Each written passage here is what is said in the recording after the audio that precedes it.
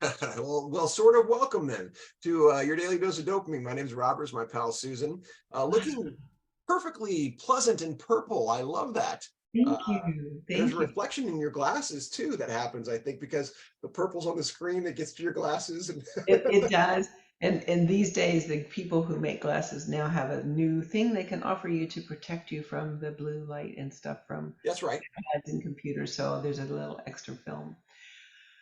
Um, Robert, I know we don't typically come to the dose with something in mind, but I would thank you for something. Oh, okay.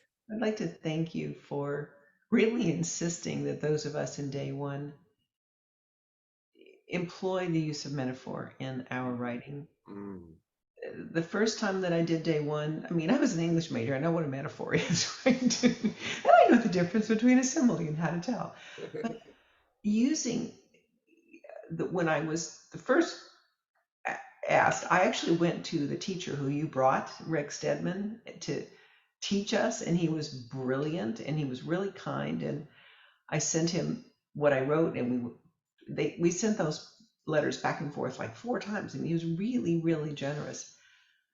I still didn't understand what I now understand. And Mm. I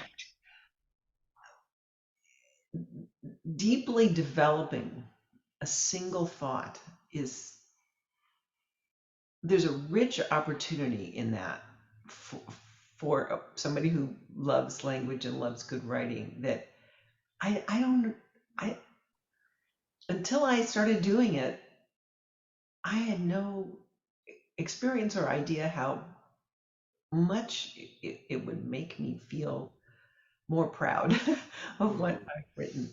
So Mm. for this week, test allies and enemies, and you ask us to have a different metaphor for each one. So they're pretty intense. The enemy is a kaleidoscope. The allies are truth tellers, and the test is an opera. Yeah. And I developed that, the opera and the singing, and Yeah. through that. Who would have ever thought? I don't know.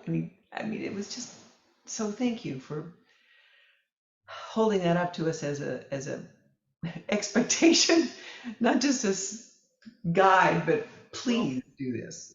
you're welcome, and trust me. I mean, much as I know them, I mean, I don't always use them as effectively or often as what. And once I do, I go, oh my god! I think sometimes people, especially people like you and I who do love language, we overthink it. We think a metaphor has to be something really complex or something. And no, it's just like a good song. The simple ones are the best.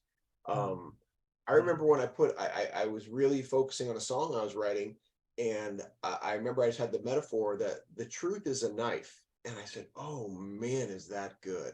And truth and knife, simple words, simple concept. But when you make the truth the knife, God, it unlocked everything. Yes, I was thinking to say opened. It opened up all kinds of pictures in my mind and Split me feelings. wide, let me see everything as it be. That was the line that came after it. The truth is a knife. And I mean, yeah, it just so I'm glad it's working for you, today in day one, and I'm glad we're on that topic. The class that came before you, we were there and we were yes anding the use of metaphors with AI, which you'll see tomorrow. We're really leaning into that, and that's very now in our world, and I think very prominent. And I understand all the concerns, and I share many of them about the potentials for AI. And at the same time, yes, and there is also a tool to use with AI.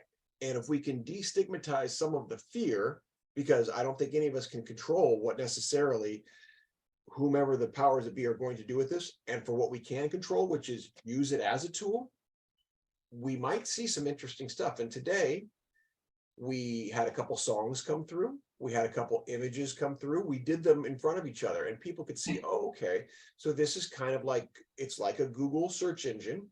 It's just doing it at a different level. And you see where it excels and you see where it really fails. And it's not about, you're not asking it to make something perfect. You're asking about it to help you unpack Mhm, some mhm, thoughts. mhm, And mhm. that's where it is a potentially very valuable tool. So it's like dropping extra vocabulary in front of you, or combinations of Yeah. words.